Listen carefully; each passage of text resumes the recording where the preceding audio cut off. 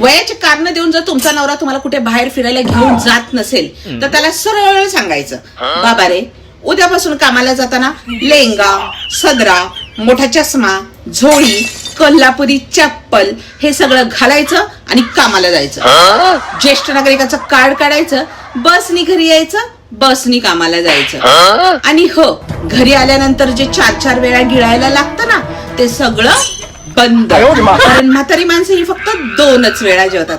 म्हातारी माणसं जास्त नखरे करत नाहीत. आणि हो, घरामध्ये लवकर झोपायचं आणि लवकर उठायचं. समजलं? वय झाले आमचं, वय झाले. म्हातारे कुठले.